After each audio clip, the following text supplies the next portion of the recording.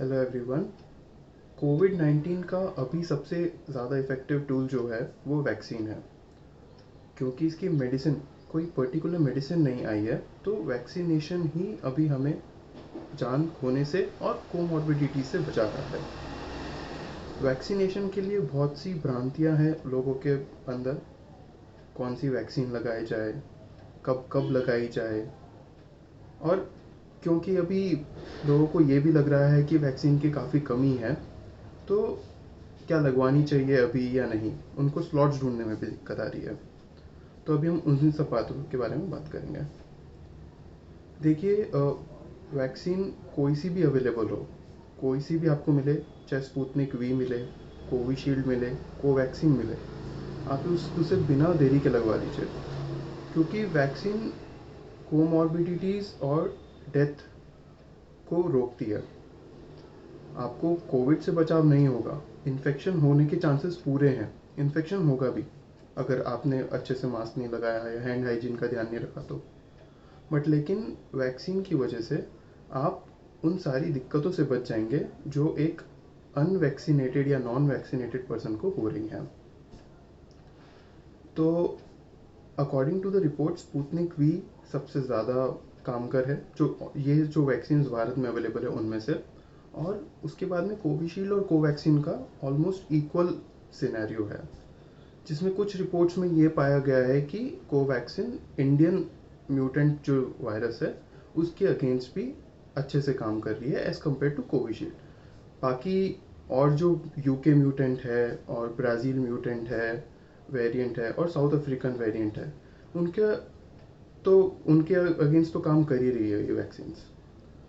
तो अब अगर आप कोवैक्सीन लगा रहे हैं तो आपको विद इन 28 टू 30 डेज़ के अंदर दूसरी डोज लगवा लेनी चाहिए। अगर आप कोविशील्ड लगा रहे हैं तो अभी करंट गाइडलाइंस ये कहती हैं कि 6 टू 8 वीक्स के अंदर सेकेंड डोज लगा लेनी चाहिए। और स्पुतनिक का भी विद इन 1 मंथ में आपको लगा लेना चाहिए सेकेंड डोज। कोवैक्सीन आपका इनएक्टिवेटेड वायरस, जो कि पोलियो जिस बेसिस के ऊपर है उसी बेसिस के ऊपर है, जबकि कोविशील्ड और स्पुतनिक ये दोनों ही वेक्टर वायरल मॉलिक्यूल के बेसिस के ऊपर वर्क करती है।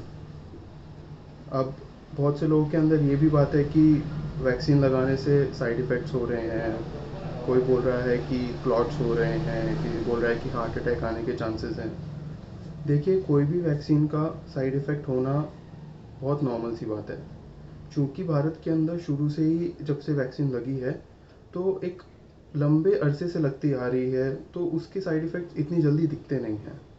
और कोविड-19 जो कि महामारी है, इसकी वैक्सीन अभी 1 साल पहले से ही, 1 साल भी नहीं हुआ तब से ही लगना चालू हुई और इतनी मास पॉपुलेशन में लग रही है। तो उसके साइड इफ़ेक्ट्स ज़्यादा लोगों के अंदर, वो जब इतने ज़्यादा लोग लगा रहे हैं तो निकल के बाहर आ रहे हैं सामने। बट लेकिन ये बात 100% श्योरिटी के साथ मैं कह सकता हूँ कि जितनी कोमॉर्बिडिटीज़ और जितनी प्रॉब्लम आपको कोविड की वजह से होंगी, उससे कोई 100 या 1000 टाइम्स कम आपको प्रॉब्लम वैक्सीन लगाने से होने के चांसेस हैं। वो भी श्योरिटी नहीं है कि होगी ही होगी। कोई इक्का दुक्का लोगों को 10,000 या 20,000 में से किसी को होने के चांसेस हैं।